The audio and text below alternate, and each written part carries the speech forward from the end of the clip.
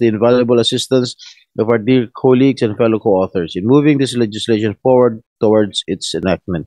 And in light of the numerous alarming incidents of arrests of foreign nationals spying in both military and civilian activities using advanced set of technologies, there is no denying that spies, enemies of the state, and hostile elements are here and have embedded themselves in our society. Hence, we need to upgrade and fortify our capacities to secure our land and our people, beginning with an enhanced legal framework and an updated policy. And at this juncture, I yield the floor to our colleagues who would like to make an opening statement. Senator Lacson. I have no opening remarks, Mr. Chairman. Thank you. Senator Risa. Salamat po, Mr. Chairman. At magandang umaga po sa lahat. Bago po tayo mapunta sa mahabang listahan ng mga uri ng drones, pati itong tinatawag nilang IMCI or MC Catcher, at kung ano-ano pang gamit, para po sa akin, ang hearing na ito ay hindi lamang tungkol sa gadgets at teknolohiya. Higit sa kagamitan, ito ay tungkol sa sapat na pondo, kapasidad, koordinasyon, pananagutan, kasama na ang maayos na vetting sa mga organisasyong ukol sa pambansang seguridad, at siyempre, ang pagbabantay sa kapakanan ng ating kababayan. Given that, I would like to bring to your attention, dear Chair, Senator Ping, and colleagues, several red flags na sunod-sunod at nakakabahala. Una, sa kalupaan. Tingnan natin, yung bitbit ng mga Chinese nationals na naaresto malapit sa Malacanang, US Embassy, Camp Aguinaldo, Camp Crame, at Villamor Air Base. May Chinese national na naarestong bitbit ang IMCI Catcher na ginagamit pang intercept ng mobile phone traffic. Mayroon ding nahulihan ng LIDAR sensors na may triple camera setup at navigational satellite system para sa topographic mapping.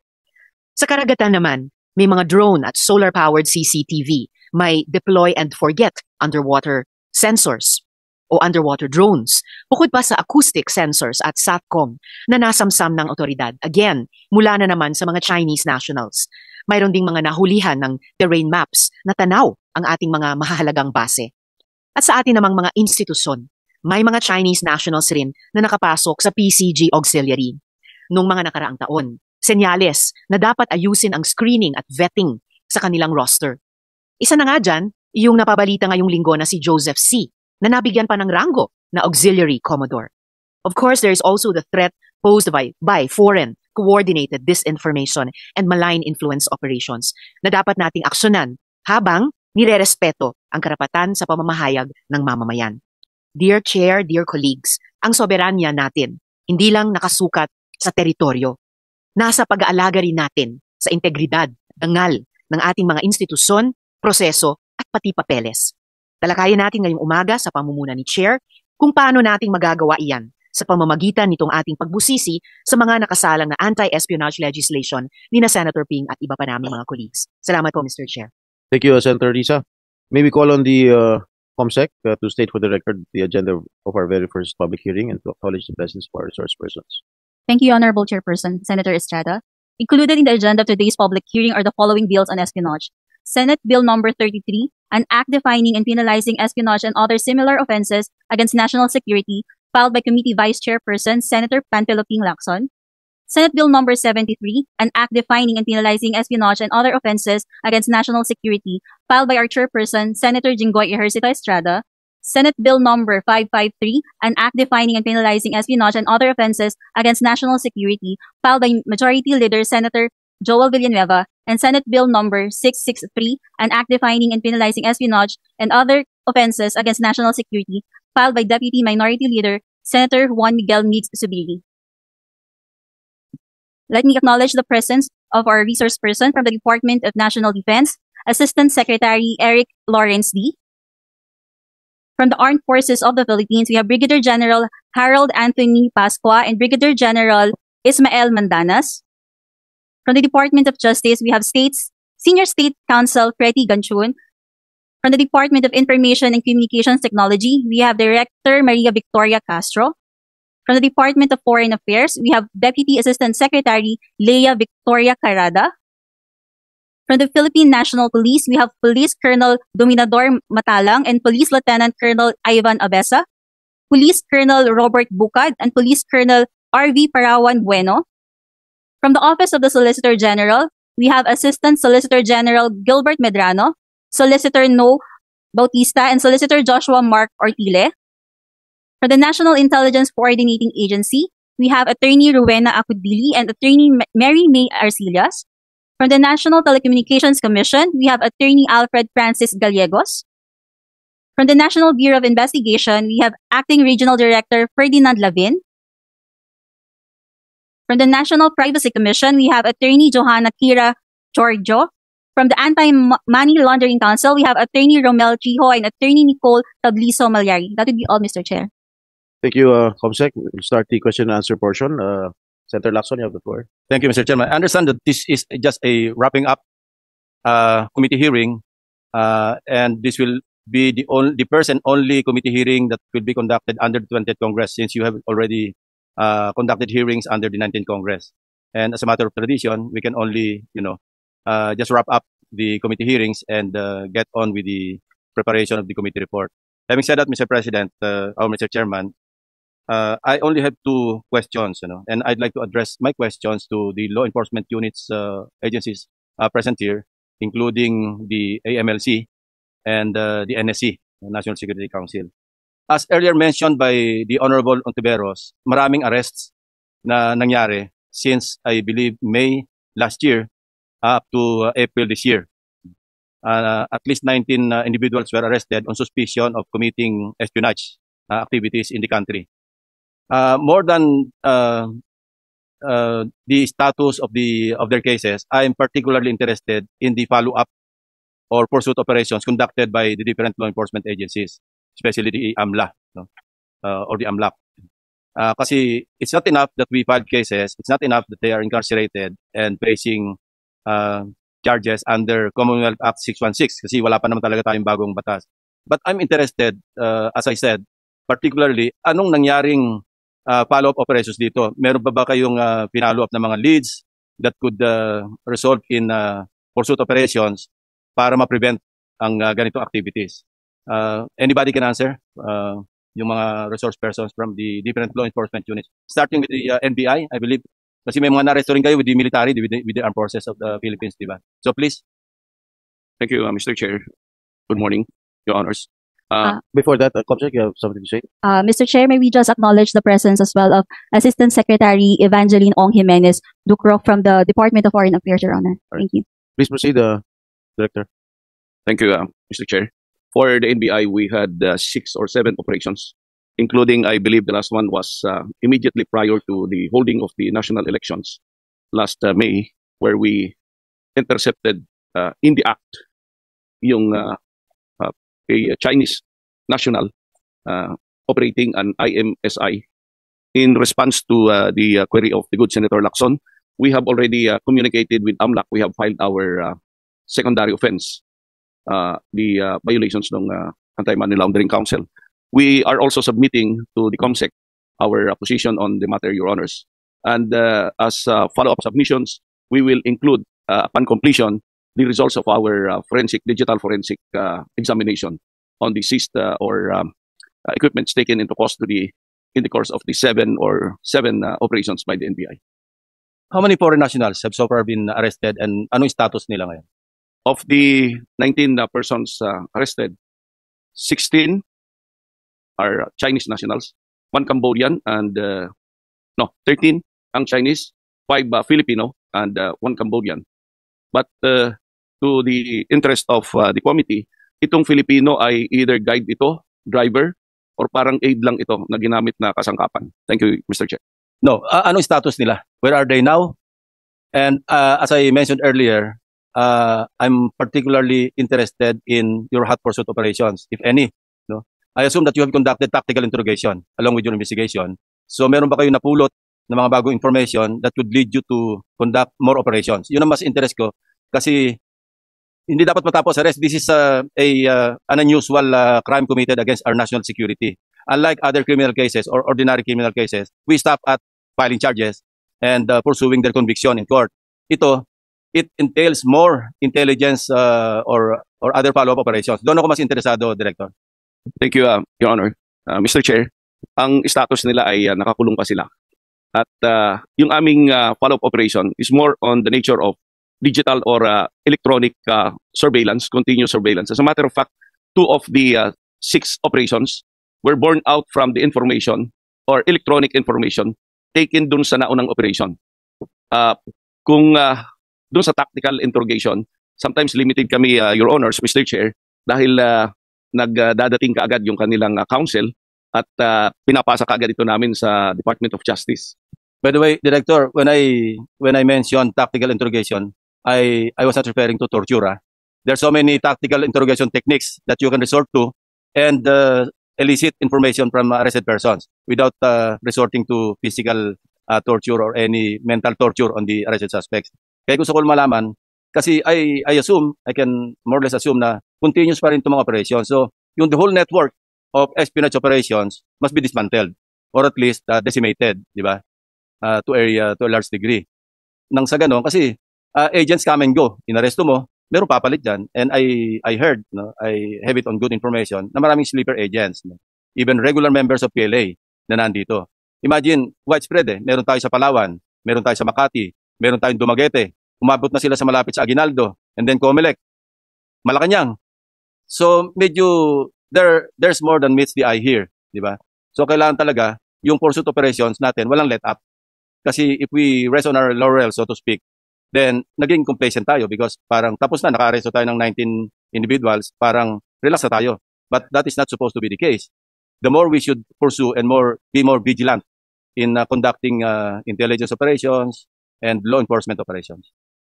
Thank you, Your Honor. As of now, what you're telling us, walang nangyaring bagong intelligence and law enforcement operations on top of the last operation, which was, I think, May 29, 2025, di ba? So from May or June hanggang ngayon, walang bago. Yung ibang tactical, I thank the good Senator, Mr. Chair, that we have a common understanding on tactical interrogation. Thank you for that. At doon po sa aming follow-up operation, we share this with the intelligence units of the armed forces of the Philippines, Your Honor. And I believe that they are more in a position to share the information collected or gathered from the tactical interrogation or follow-up operation. On the matter of the last operation by the NBI, we communicated with the Bureau of Immigration and tried to check yung in and out nitong tao na nakuha namin sa premises ng Comelec. Your Honors, Mr. Chair. Amlak, ano ba yung, without divulging confidential information, meron ba tayo, kasi meron tayo sa, di ba, yung financial terrorism. And this could be applied also in this particular case, di ba?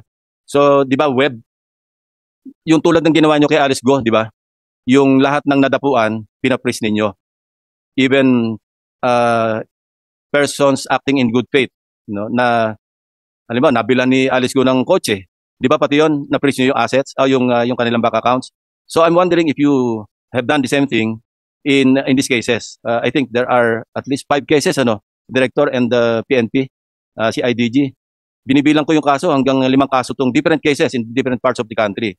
So I wonder if AMLAC has done its homework in pursuing yung mandate ninyo along this line. Your Honor, Mr. Chair, I profusely apologize if I could not provide an update about the referrals mentioned by Director Labin. But, Your Honor, if I will be given a time, assurance lang, assurance. Yeah, yes, Your Honor. I'll check about these referrals, Your Honor, and provide a written update to this honorable committee, including the NBI. But I'd like to add, Your Honor, Mr. Chair, that if the referral refers to, or if the referrals refer to espionage as a predicate offense, we have a limitation in the sense that it's not a predicate offense to money laundering. And you mentioned, Your Honor, about terrorism or terrorism financing. Perhaps that could be a basis. But again, as I mentioned, I have to check. So would you suggest that we incorporate a provision under the measures under consideration na similar to the terrorist financing provision sa Anti-Terrorism Act para makover? But insofar, Your Honor, as the current version of the bill, this is the first time that we will be attending a proceedings or a hearing in relation to that, because during the 19th Congress, the version submitted, or subject of the deliberation, does not mention of or does not include the involvement of the Anti-Money Laundering Council. It's only in the current version that the AMLAC or espionage and the other acts prohibited under the bill are considered or proposed to be considered a predicate offense to money laundering. And in relation to that, Your Honor, again, I'd like to beg the kind indulgence of the Honorable Committee because we have yet to get the official position of the Council itself, particularly in relation to Section 23, Your Honor. So may we ask for a little time, Your Honor, to get the Council position, official position of that matter. When can you submit your position paper? Next week, Your Honor, we're not able to get it in time for today's hearing due, Your Honor, to the holidays, including the work suspension yesterday. Yeah, tulungan nyo kami for a more expeditious passage of this bill of the or the bills under consideration kasi time is of the essence. Ano? Continue yung kanilang espionage operations and right now ang ina-apply natin is Commonwealth Act 616, no? A 40 plus year old act na, and that brings me to my second and last question. Ano? Are there prevailing or even emerging threats to national security that cannot be covered under the present law, obsolete as it is, that may be covered by this new measure that we are considering now? Kindly give us some examples of these prevailing or even emerging threats to national security para maintindihan rin natin lahat na kailangan talaga maipasa itong ating batas against espionage. Kasi in the advent of modern communication and information technology, hindi na tayo makaka-catch up, di ba? So, kindly give us CIDG or PNP or AFP or even NBI. Ano ba yung mga examples ng mga threats na pwede nating makonfront, na hindi natin makonfront under the present law that may be addressed by the measure that we are that is under consideration right now. For a better understanding lang, no, for our sake and for the sake of the other resource persons, ano yung nakikita niyong threats na hindi may apply yung present law na pwede ma-address nitong ito may papasa naming batas? You can answer the question of yes, please. Sige. All right. Please identify yourself. Ivan Abesa, Your Honor. Usually, Your Honor, yung challenge po namin is yung initial violation niya is not on the mere possession ng gamit. So, kasi yung possession niya is wala pang violation. So, ang ginagawa po is hinahanapan namin ng ibang violation other than the possession of the equipment used for surveillance and espionage. And we have to wait for them to... Excuse me. I hope you're not referring to planting evidence, ah? No, sir. No, Oh, sir. sige, No, okay. hindi po. So, I think, sir... Police kasi ako dati, kaya... Yes, sir. Yes. So, I think, sir, yung insertion, sir, yung inclusion, sir, ng provision on possession, which now be regulated, would be a investigative trigger for the PNP. It is under my version of the bill. Yes, sir. Mere possession is already punishable. Yes, sir. So that will be addressed. No? Yes, sir. What other examples? We have to check other, sir. Pero usually, sir, yun po yung challenge namin eh. We understand the legal limitations faced by the different investigating units or law enforcement agencies. Sorry. Kaya nga gusto naming ma-educate kung ano yung experience nyo sa ground na nalilimit yung inyong capabilities. Para ma-incorporate namin, pag naggawa ng committee report, yung si Chairman na Estrada, ma-incorporate na namin, ma-address na yung mga concerns ninyo. That's the reason why I asked that question.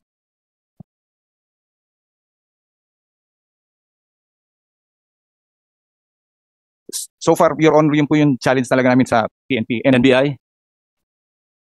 Thank you, Your Honor. Your Honors, Mr. Chair. I'm just curious with on your bill, Your Honor, the definition of foreign proxy. It says here, it refers to any person with a formalized relationship with a foreign state. In our experience in other serious crimes, halimbawa human trafficking, intermarriages would play a vital role, a significant role. This is even true with terrorism. Yung ating foreign terrorist groups would come here and do intermarriage with a Filipina, with a spouse. Ang ginagawa sa human trafficking halimbawa ay remote controlled na ang nag-ooperate dito, yung Filipina spouse. So if this should fall under, of course, this has to be harmonized with the limitations set forth under privileged communication. Mas maganda sana kung malaki din ang parusa ng asawa na nagpagamit sa foreign threat actor, so to speak. No? Kasi baka i-remote control ito at maiwan dito yung asawa o kaya yung anak nila. At sila nang magsagawa nitong ng pangangalap ng intelligence information or other information affecting our national security, Your Honor. On the assumption na acting in bad faith, of course, di ba? But that's a matter of defense, of course. Kung halimbawang in good faith naman, nagpakasal without knowledge of being used as a tool for convenience to operate, to undergo espionage operations, yun ang nirefer mo. Yes, Your Honor, but yung nagpakasal in good faith, at the instance of the marriage, yung unang pagkasal pa lang, wala yun. Pero kung, as you were saying, sleeper cell ito, then that can come after 5, 10, 15 years. At pag medyo maganda na, stable na yung kanilang relationship, the wife or the offspring, baka gamitin ito ng foreign threat actor na magsagawa ng pangalap ng information that would compromise our national security.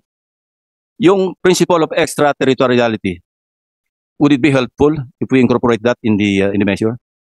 That would be helpful, Your Honor. But again, ang kawawa dito yung pinakasalan, yung spouse, no? Principle of extraterritoriality, even if the crime is committed outside the jurisdiction of the country, pwede pa rin nating habulin, di ba? Under that principle.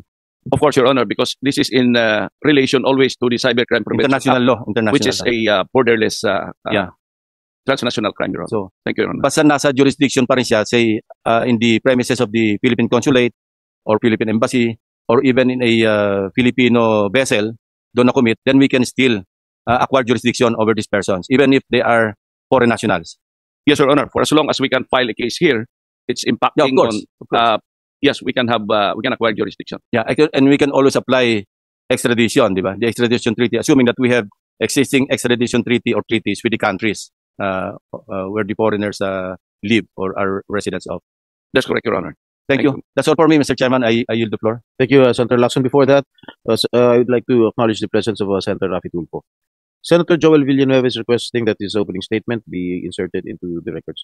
And I have received information that the AFP and the PNP have do you have any presentation to present?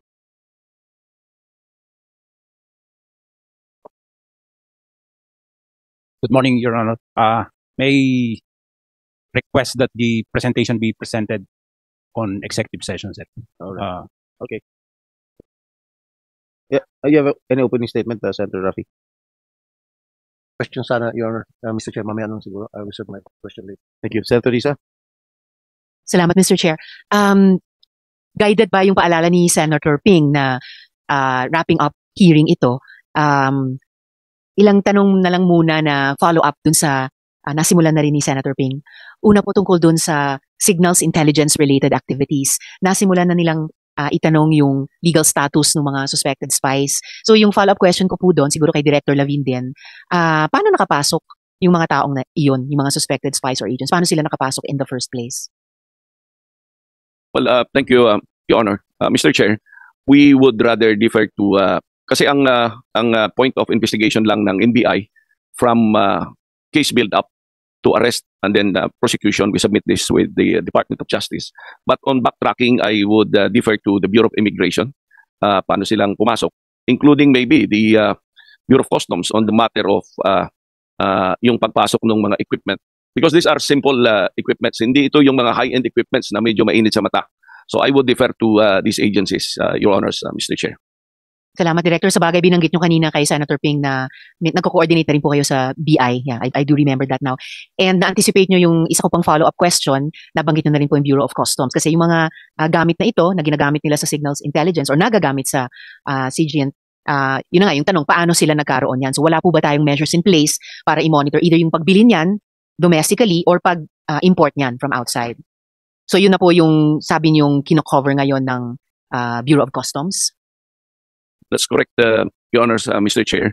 Ang iba dito kasing equipment are as simple as the pieces of equipment that we can acquire or buy or purchase sa mga regular stores, no? Carrying this equipment, electronic equipment. So, madali silang mag-assemble. Magagaling lang talaga sila, Your Honors, Mr. Chair, mag-assemble nito. Depende sa kung paano nilang gagamitin. They have the technical capability, the technical know-how. Kaya yung pinapadala nilang tao dito, yung magagaling. In the case of the COMELEC we had, nagpalit sila ng tao dito. On the first 2 days of the surveillance operations, nung nakahalata yung isa, lumipad kaagad, hindi namin naabutan. Yung pangalawa ang inabot namin to continue operating the equipment.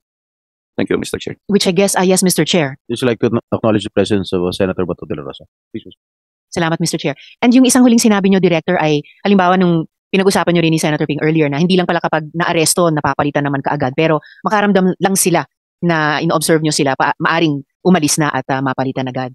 Regarding, sir, the simple equipment na madali namang bilihin sa mga brick and mortar stores natin, wala po bang kahit simple din na measure tulad ng pag-request sa mga stores na ganitong mga gamit na naobserbahan ninyo ay nagagamit na sa mga suspected espionage activities? At least may listahan sila kung kailan at in what quantity, kung hindi man sino ang bumibili. Para kapag meron kayong inimbestigahan ganitong espionage-related or suspected activities, may mababalikan kayong records ng purchases domestically. Thank you, Your Honors, Mr. Chair. That's a good point, Madam Senator. We will confer with our Computer Crimes Division and Digital Forensic Division on trying to make representations with the business community para lang ma-monitor kung hindi man ma-regulate, no? Para lang at least ma-monitor who are buying what equipment and for what use.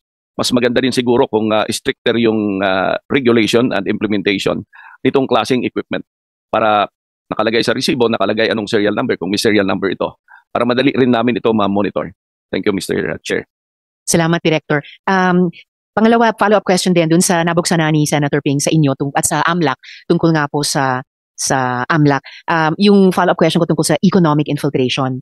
Kasi the Philippine Navy has previously stated that control of the Grande and Chiquita Islands near Subic Bay is essential to maintaining Philippine maritime strategic security, after it was reported that the Subic Bay Metropolitan Authority had entered into an agreement with GFTG Property Holdings and the Sanya CEDF, Sino-Philippine Investment Corporation, for the development of the aforementioned island. So tanong ko po sa resource persons natin, Mr. Chair, do we need new legal mechanisms to ensure that economic and social agreements, halimbawa mga sister city arrangements, investments contracts, kahit mga kontrata tungkol sa pagkontrol ng ating sariling power grid, that these cannot serve as economic infiltration or compromise our national security objectives?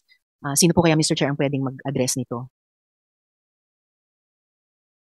Any of our resource persons who wishes to answer the question of Senator Risa? Perhaps DOJ, Mr. Chair, kung nandito po Do you sila. have any representative from the Department of Justice? Thank you, Mr. Chair, and good morning to you and to the honorable members of the committee. With respect to the question of Her Honor Sen. Hontiveros, the DOJ understands, of course, that these activities are also going on, that we need to guard ourselves against agreements that can be considered as economic interference. In fact, Mr. Chair, when we are reviewing these bills, because this is the first time that we're going to criminalize and penalize foreign interference, Mr. Chair, this is the first time, right? And we understand that the term foreign interference is actually a broad term vis-a-vis espionage. You can conduct foreign interference using espionage. It's actually a very broad term. And when you say foreign interference, it can include economic interference, actually, Mr. Chair. So we have not yet submitted our position paper, and we're going to take into consideration whatever discussions we have here, because we are concerned that since this is the first time we're going to criminalize foreign interference, Mr. Chair, it's a very broad term. We are making sure that the elements of the crime are precise so that it would help the conduct of proper law enforcement, and as well as avoid arbitrary application, Mr. Chair. So we're just concerned with the broadness of the term foreign interference, and we understand that it can actually include economic interference as stated by Sen. Hontiveros. Thank you, Mr. Chair. Thank you, ma'am. And I believe the whole committee, led by our chair, would appreciate yung advice ninyo on any, if any, new legal mechanisms, whether to address espionage more narrowly or yung mas malawak pa na sinabi nyo nga na economic interference. Yes, Mr. Chair and Sen. Hontiveros, we'll include this in our position paper, written comments, Mr. Chair. Thank you. Thank you, ma'am. And I wonder, Mr. Chair, if makapagsasubmit din po sila sa komite kasabay po ng, I think it was AMLAC by next week, Yes, Mr. Chair? Can you submit the position paper of the DOJ by next week? Yes, Mr. Chair, we will do that. A week Okay, from now. so 1 week? Yes, All right. Salamat, ma'am. Salamat po, Mr. Chair. And then follow-up lang po dun sa unang follow-up question. Kung nandito po yung Bureau of Immigration, nandito po ba sila? Wala pa po. Sige po. Kahit po sa ating National Security Council, kung may kaalaman na po yung council kung paano po nakapasok yung mga suspected spies or suspected agents sa ating bansa, gaya ng sinimula naming pag-usapan ni Director Lavin kanina. Any representative from the NSC? Good morning, Mr. Chair. Good morning, honorable senators. As of the moment, the NSC has no knowledge yet as to the entrance or arrival of suspected spies. Thank you. hopefully, ma'am, Mr. Chair, pwede niyo po kaming i-update dahil dumadami na nga po yung ganito pong mga instances and I'm sure yung ating mga policy making at saka law enforcement bodies ay natututo paano nangyari ito at nagkakaroon ng pamamaraan paano ito mapigilan at paano lalong dumami. Whether you would prefer to advise the committee through the chair in open hearing or like rather like the AFP in executive session, but please do update our chair and the whole committee, ma'am. Salamat po. So, Chair, I just have a last few questions na hindi pa po nabuksan kanina. Baka po natanong na rin ng 19th Congress, but I just like to add a few more details. Tungkol nga po dito sa recent na nabalitaan natin na Chinese nationals na nakakapagmiyembro sa PCG Auxiliary. So noong 2024 pa lang, na-expose sa pagdinig ng House of Representatives Committee on Transportation yung issue ng pagpasok o infiltration ng foreign individuals sa Philippine Coast Guard. Mismong si PCG Commandant Admiral Ronnie Hilgavan ay nagsiwalat na may dinelist sila na 36 na Chinese nationals na nakasali sa PCGA, so PCG Auxiliary pala, noong nakaraang administrasyon. Pero nitong linggo lang, may na-delist na isa pang Chinese businessman na naging Auxiliary Commodore pa. So, tingin ko po, Mr. Chair, hindi na dapat maulit yan. So, ang tanong ko po, how can our laws and policies prevent future foreign infiltration of our uniformed service? Kaya na po ba ng kasalukuyang vetting mechanisms na ma-identify at mapigilan ang posibleng foreign agents, lalo na kung gumagamit sila ng peking mga civic documents or public documents? At nakompromiso na ba kaya nitong Chinese nationals na nakapasok sa PCG Auxiliary ang operational security ng Philippine Coast Guard mismo at pati ng Navy, Mr. Chair? I think the PNP would like to address this. Tama po ba? Or I'm just reading the body language na sila po. We don't have the... Good. Thank you. I'm sorry, sir. I advise that there's a Philippine Coast Guard with us this morning. Good morning, ma'am. I'm Captain Fernandez from the Philippine Coast Guard. Right now, we're stepping up our vetting process, especially for the members of the PCGA. I think the last one to be delisted was a Commodore C, which was caught recently. He was, I think, part of the Coast Guard, entered into the Coast Guard Auxiliary in 2018. And right now, we're finding out that there were Chinese nationals who were enlisted in the Philippine Coast Guard Auxiliary. This is because the Philippine Coast Guard Auxiliary is a voluntary service. It's a social civic organization under the Philippine Coast Guard. Right then, during that time, there were no perceived threats from interference from foreign agents, but right now we see that there's a creeping intrusion into our security environment or security infrastructure. That's why the Philippine Coast Guard is now stepping up its vetting process in accepting Philippine Coast Guard Auxiliary members, sir. Mr. Chair? Paano nakalusot yun? It was 2018, sir. Our PCJ manual then, sir, was not yet that stringent, sir. But right now, sir, we're crafting more stringent measures in how to vet these members of the PCJ.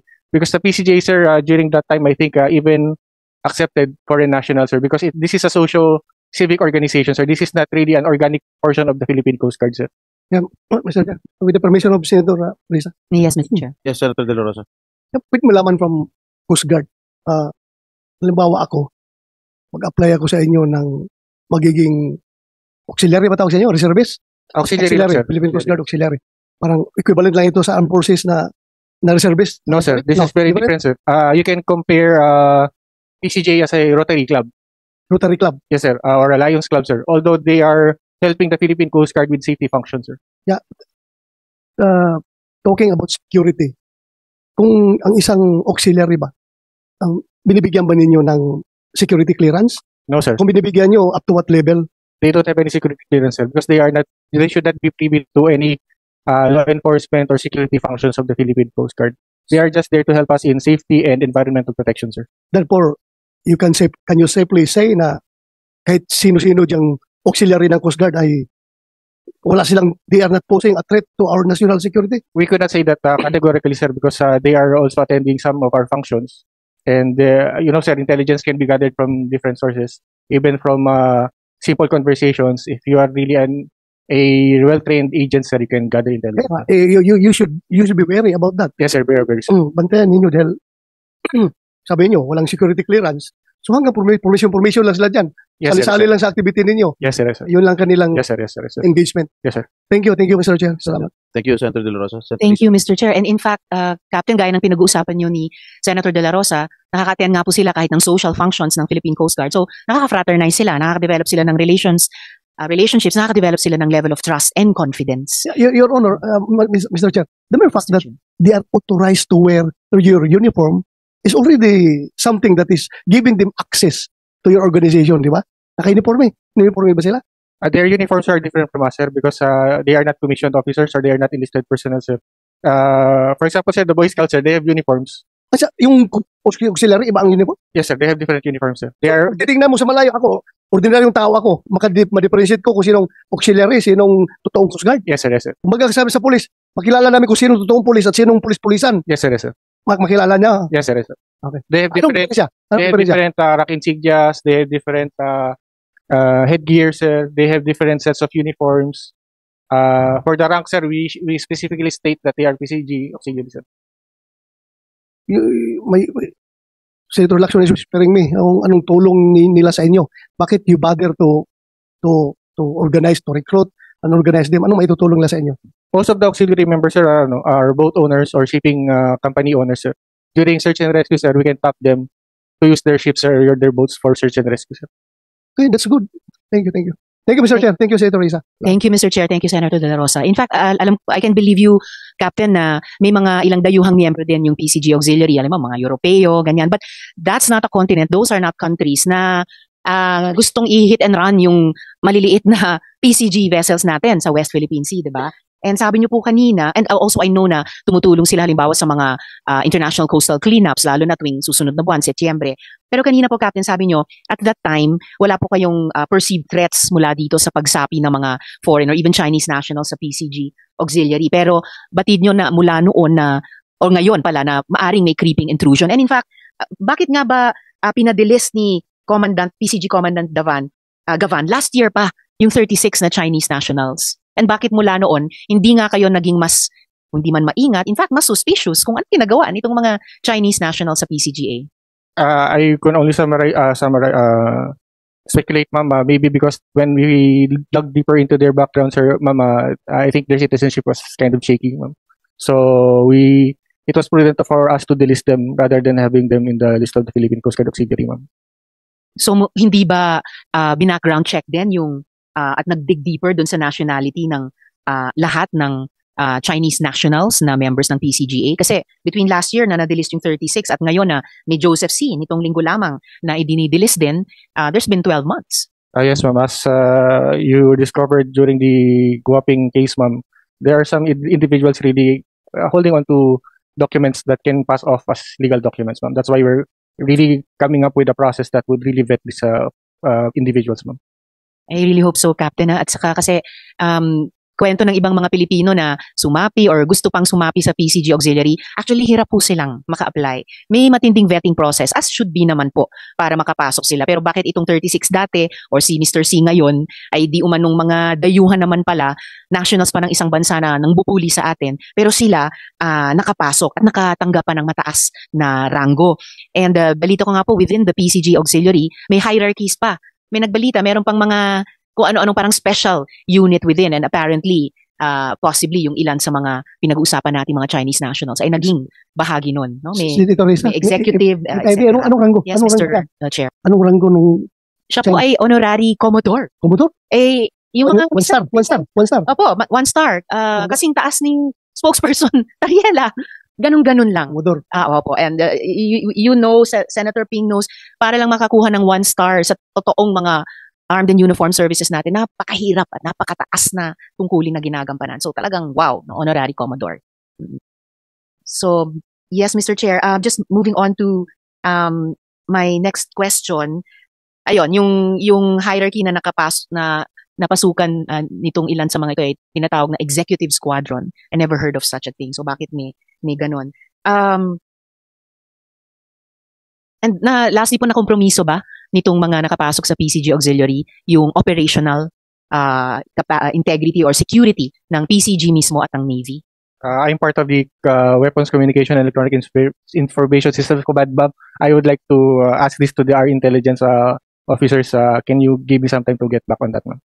Yes, Mr. Chair. So we will also expect that hopefully by next week, Mr. Chair, sir. By next week, pwede nyo submit sa committee? Yes, ma'am. Yes, sir. Sir Chair? Yes. Yes, Mr. Chair. Senator Lacson is asking me to ask kung Have you seen the movie Dunkirk? Sir? Dunkirk. Dunkirk.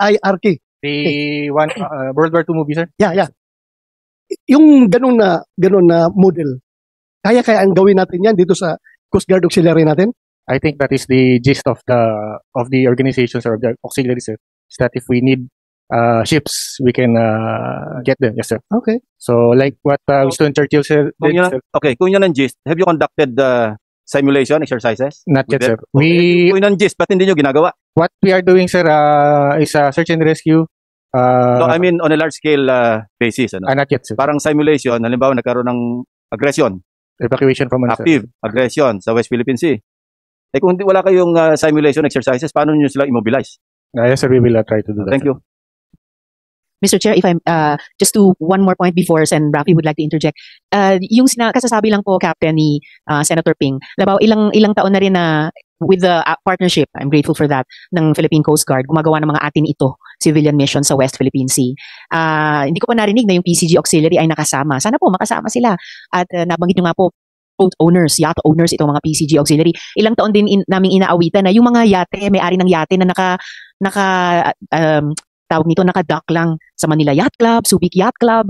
Bakit hindi kaya sila maging mas kapakipakinabang sumali sa ganyang mga civilian missions para i-assert yung Philippine sovereignty sa West Philippine Sea? Just for the record, Mr. Chair. I think Senator Rafi would like to interject, Mr. Chair. Senator Rafi, you have the floor. Itong tanong ko, ilang beses ko na naitanong to sa previous hearings, this is directed to our military sa AFP. Bakit pinayagan na magkaroon ng tower ang isang Chinese telecommunication company sa loob mismo ng Cap Aguinaldo? Hindi nyo ba nabit ito? Why was it allowed? And I've been asking this question time and time again, but nobody can give me the correct answer that people are expecting from you guys in the military. Kasi tower to, yung telecommunication tower, sa loob mismo ng Cap Aguinaldo, pwedeng yun ay nakaka-receive ng signal from the military kung ano yung mga pinag-usapan doon, ano yung mga activities, pwede mag-eavesdrop or something to that effect. Any other activities kayang ma-monitor nila to the signal sa loob ng Cap Aguinaldo. So why was it allowed? Mr. Chair, Your Honor, good morning. Your Honor, I do not have personal knowledge as to the tower po, but maybe we can provide you a detailed explanation, if any. We'll just consult with those offices actually handling the subject. Pero ASEC Lawrence, last year and the year before that, I've been asking that question from the military and the DND, bakit pinayagan at hindi ako nabibigyan pa rin ng tamang sagot up to now? Why? Ba't yung inaalaw yun? We're talking about espionage here, right? This is our main topic here. Pero ba't natin pinayagan yung isang Chinese telecommunication company na magkaroon ng tower sa loob mismo ng Camp Aguinaldo? Mr. Chair, I'm not privy to the construction of a tower within Camp Aguinaldo. Hindi mo alam? DND ka? Sa loob mismo ng Camp Aguinaldo? I do not have personal knowledge po, Mr. Chair, but if you can allow us like a few days to come up with a detailed explanation and we can present it personally. So next year ulit, sa pag-hearing natin next year, I'm gonna ask the same question and then you guys or anybody from military will say, or DND na, I'll get back to you. Ganun ba palaging sagot? Kasi yun ang sinagot niyo sa akin noon eh. Ngayon, same answer na naman. We'll come up with a detailed explanation before the weekends, Mr. Chair. Okay. Before weekends. Sana makabigay kayo ng magandang kasagutan kung bakit inalaw yun in the first place. And then pangalawa, kung iniisip natin na pwedeng gamitin ng China yun para mag-spy sa atin, ba't hindi natin patanggalin na lang yun? Well noted. Pwede naman sila magpwesto sa ibang lugar, ba't sa loob mismo ng kampo militar? Well noted po yung concern nyo, Mr. Chair, Your Honor. We'll include it in our detailed explanation, which we hope to submit before the weekends. Okay. And this one is directed to the immigration, maybe? NBI? Wala. NBI. Kasi isa sa mga wino-worry natin paano nakapasok itong mga Chinese spies at paano nakapasok yung mga equipment nila, spying equipments.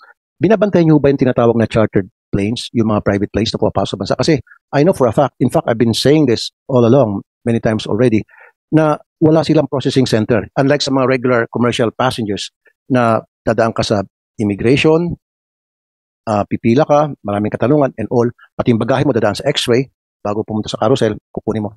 Pero pag sumakay ka ng private plane, chartered plane, ibabypass mo lahat yun. Hindi ang mismong taga-customs and immigration pupunta mismo sa loob ng aeroplano mo or doon sa hangar para doon ka i-process yung dokumento mo, and then wala na inspection sa mga gamit. Ito ba yung namomonitor nyo, NBI, sir? Thank you, good Senator. Mr. Chair, with the indulgence of the good Senator, I cannot competently answer on that, as that is not within the mandate of the NBI. However, we try to do backtracking once there is already an arrest, and it's only while it's already late in the day, medyo huli na, that's the only time we would know na medyo may lapses. But again, it's not within the competence of the NBI, Your Honors, Mr. Chair. Thank you. So maybe yung NICA, National Intelligence Coordinating Agency, are you guys monitoring itong, minomonitor nyo ba yung lahat ng mga chartered plane coming from China or any other countries for that matter, na lahat na pumapasok dito, monitor sila? Kasi, again, sinabi ko na kanina, hindi na sila pumipila sa immigration. Yung immigration mismo, punta sa kanila, daladalang cellphone para i-check doon sa center kung valid ba itong passport, and then ganun na, wala na interview, nothing. And then yung mga gamit nila, hindi na inspection. Pwede sila magdala ng granada, pwede sila magdala ng M203. I'm just being sarcastic because nobody inspects their luggage. I know that for a fact. Diba? Dapat ito yung mga minomonitor nyo. I've been saying this all along. Sabi nangako sa akin si RSA, kasi silang nagmamalas ngayon sa NAIA, na maglalagay sila ng isang